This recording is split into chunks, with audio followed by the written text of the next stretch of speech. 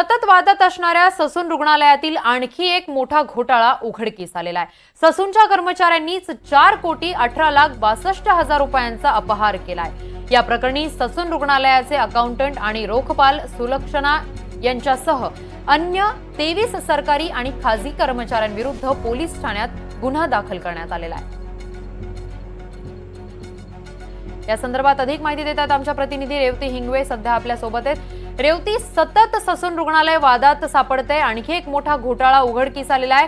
4,18,62,00,000 रुपयांचा या ठिकाणी ससूनच्याच कर्मचाऱ्यांनी अपहार केल्याचं समोर आलेलं आहे।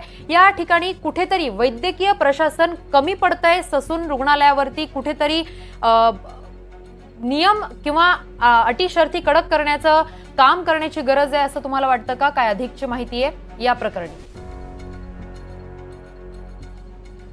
नक्कीच किरण, तुम्ही जसं म्हणलात की काही ना काही कारणास्तव ससून रुग्णालय हे वादाच्या भोवरात आणि चर्चेच्या भोवरात असतं।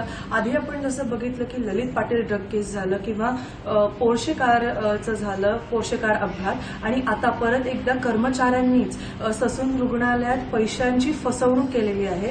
खरं तर अकाउंटंट आणि रोखपाल अनिल माने आणि सुलक्षणा चाबुकस्वार या दोघांकडे सह्यांचा अधिकार म्हणजेच पॉवर ऑफ अटर्नी होती आणि त्याचा त्यांनी गैरवापर करून अधिष्ठातांची परवानगी नसताना स्वतःच्या आणि इतर 23 जणांच्या खात्यांमध्ये ते पैसे जमा केले।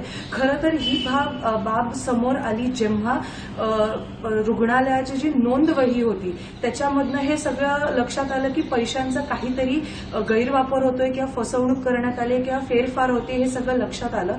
त्याच्यानंतर एक समिती नेमण्यात आलेली होती आणि त्या समितीने चौकशी केली वैद्यकीय संचालनाच्या स्तरावरती, आणि त्या चौकशीमधनं असं समोर आलं की जेव्हा त्यांच्याकडे पॉवर ऑफ अटर्नी म्हणजेच सह्यांचा अधिकार होता त्याचा त्यांनी गैरवापर केला आणि अधिष्ठातांची परवानगी नसताना त्यांनी सगळ्या पैशांचा फेरफार केला आणि त्यांच्या आणि 23 जणांच्या खात्यामध्ये रुग्णालयाच्या बँक खात्यातून त्यांच्या बँकच्या खात्यामध्ये ती जमा केली।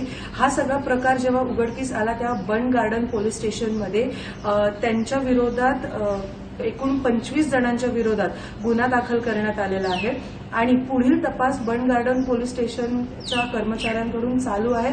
आणि काय निष्पन्न होतं हे देखील पाहणं महत्वाचं आहे किरण, आणि ही देखील एक महत्वाची बाब आहे। जसं आपण मगाशी म्हणलो की काही ना काही कुठे ना कुठेतरी एक लूप होल आहे, त्याच्यामुळे वैद्यकीय प्रशासनावरती प्रश्नचिन्ह उद्भवतो। कारण ससून रुग्णालय हे खूप मोठं शासकीय रुग्णालय आहे आणि वारंवार तिकडे असं घटना घडणं आणि सरकारी कर्मचारी त्याच्यात सहभागी असणं ही खूप चिंतेची बाब आहे किरण।